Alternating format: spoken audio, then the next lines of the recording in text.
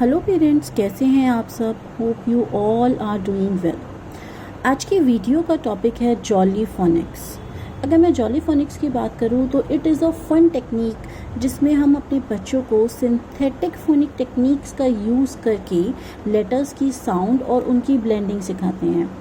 अगर आप jolly Phonics के थ्रू बच्चों को लेटर्स की साउंड और उन लेटर्स की ब्लेंडिंग सिखाते हैं तो it will be a fun to them, क्योंकि बच्चों को लगेगा कि आप उनके साथ खेल रहे हैं बट एक्चुअली हम बच्चों को पढ़ा रहे होंगे। अगर आपने मेरी लास्ट वीडियो देखी है तो मैंने उसके अंदर आपके साथ लेटर्स की फोनिक साउंड शेयर की थी कि कौन से लेटर में कौन सी फोनिक साउंड आती है, राइट। तो जॉली फोनिक्स फोनिक साउंड से थोड़ा सा डिफरेंट इसीलिए है क्योंकि फोनिक्स के अंदर हम सिर्फ और सिर्फ अपने 26 लेटर्स के ऊपर कंसंट्रेट करते हैं, उन्हीं 26 लेटर्स की साउंड बच्चों को याद कराते हैं, वही चीज़ें उनको समझाते हैं। लेकिन जॉली फोनिक्स के अंदर we focus on 42 letter sound और ये 42 लेटर्स बच्चों को विद एक्शन सिखाए जाते हैं।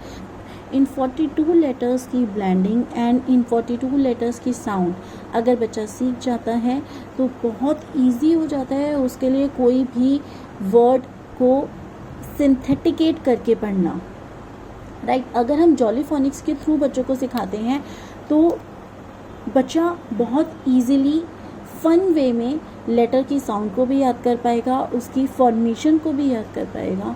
ही will learn how to do blending of the letters, he will learn the segmenting of the letters. Jolly Phonics के अंदर जो एक स्पेशल टेक्निक यूज़ होती है that is mnemonics. Mnemonics is something in which every initial letter of a word have a saying. Jolly Phonics के अंदर 42 letters को 7 classes के अंदर डिफ्रेंशिएट किया गया है। हर क्लास के अंदर 6 to 7 लेटर्स हैं जिनकी ब्लेंडिंग और साउंड सिस्टम हम बच्चों को सिखाते हैं step by step. Jolly Phonics के थ्रू हम जब भी बच्चों को कोई लेटर की साउंड सिखाते हैं तो we use a set step of process. The first one is story, the second one is action, the third one is formation practice, the fourth one is sounding, and the last one is a rhyme related to that particular letter. आज की video में we will start with our group 1 first letter, that is letter S. अगर मैं letter S से related story की बात करूँ तो I have a story related to letter S. एक ऐसी स्टोरी जिसके अंदर लेटर एस की रिपीटिशन बहुत ज़्यादा है। जब आप अपने बच्चे को ये स्टोरी सुनाएंगे तो you have to make focus कि आप एस की प्रोनाउंसिएशन के ऊपर फोर्स करें। Like it is a sunny day, a boy takes his dog for a walk, the boy throws a stick on the dog, runs after it. The dog sniffs around the grass and starts barking. A large sporty snake is sitting up and hissing. The boy grabs the dog and the snake slowly slithers away. आपने देखा जब भी मैंने S word को pronounce किया I didn't said S, I said so बच्चा समझेगा कि जहाँ पे भी एस की प्रोनाउंसिएशन हो रही है we are using sound over there. The second step is action. In action, you have to move your hand like S in the air. You have to pretend to be a snake waving your hand and ask the child to wave their hand too. And say the sound continuously. So the kid will repeat that behind you and he will be able to identify, okay, the letter S makes the sound of S.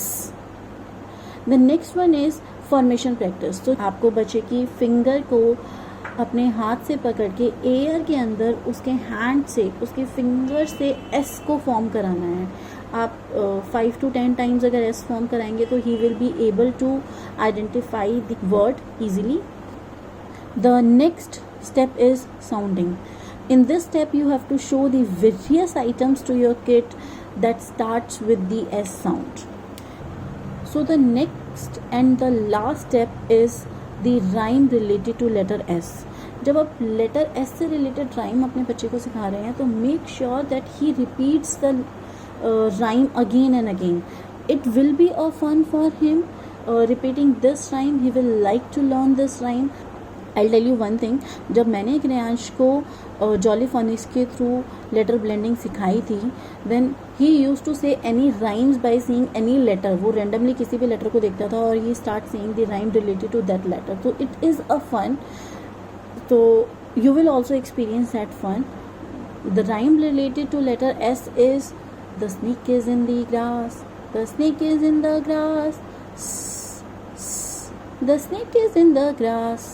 आप बच्चे के साथ 5 to 6 times अगर ये rhyme practice करते हैं तो he will surely remember this rhyme, और next time whenever he saw letter S he will recite that rhyme too. I assure that, because Kriyansh used to do the same. So friends, this was all about letter S. In our next video we will discuss the blending and formation of letter A. So आपको आज की video कैसी लगी? Is it helpful for you? Did it work for you? Please मुझे comment section में ज़रूर बताएं. Thanks for watching. Happy parenting.